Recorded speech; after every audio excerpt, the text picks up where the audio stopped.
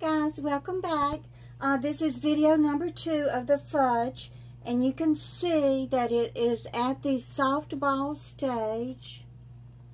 I'm not sure if that's showing up, but it's about 115 degrees. So what we're going to do now is add about 1.5 tablespoons of butter. Now I did take the butter and kind of go around the pan, you know, to grease the little pan and everything. So let's put in 1 tablespoon of butter. I'm going to turn the fire off. 1 teaspoon of vanilla extract. Okay, we're going to stir that up.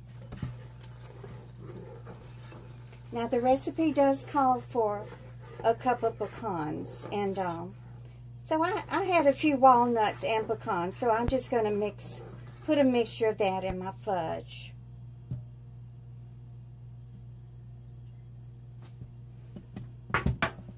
So, here goes the walnuts and the pecans. Okay, now I'm going to set the camera down. I'm trying to hold the tripod with one hand. So we're going to stir it a few minutes until it gets kind of thick. You don't want to stir it too much because it will turn to sugar real fast. So I'm just going to stir it. You can see.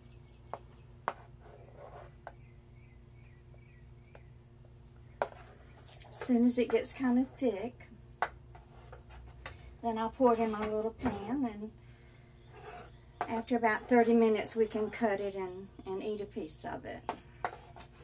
And you can set your pot in some cold water and it will harden the candy a lot faster, but I'm not going to do that today. I don't think it's necessary. But you just kind of stir your fudge, you know, until it gets thick.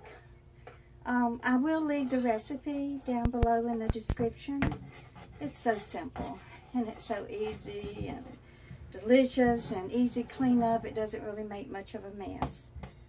So I think it's ready to pour into the pan, so that's what I'm going to do.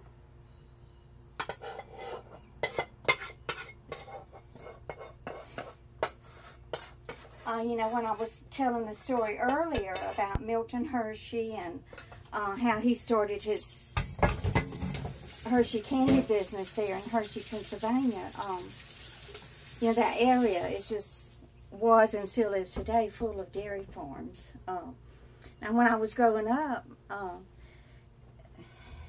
a good friend of mine, y'all remember when I took you down there on Hickory Grove Road, and I showed you that area, the Parker's Creek, where I was baptized. Well, back there, 2 of my friends lived back there. One girl, her name was Sharon, and her daddy owned a hog farm. But then this other family, her name was Glenda, and her father and her mom moved from Wisconsin to Lumberton, and they started a dairy farm. So I would go over there and spend the night with her, and her daddy the cows would come home at night and come into the dairy barn, and her daddy would get out those old milking machines and hook them up to the cows' udders and milk the cows. And I remember her mother would get up on Saturday morning and cook us all a big old breakfast of French toast. And I used to love, you know, to go there and eat French toast, because that was something my mother never ever made for me. So it was a real treat. But anyway, when we would go someplace with Linda and her family, she had a whole bunch of sisters. I don't know how many kids are in that family, but we would all pile into the back of their old station wagon. And one time her mother took us all to Hattiesburg to see a movie. And I believe it was The Sound of Music. It had come out in about 1968 or 69. So we all piled in the back of their old station wagon, and her mother would take a wet wash rag and put it in a plastic bag. And back then they didn't have the Ziploc bags. You had to put the little twist ties on it, like they have on bread wrappers nowadays. So her mama would put that wet wash rag in that baggie, and if the kids would misbehave, she would take that wet washcloth out and give them a big whack. So have you ever been beat with a wet wash rag?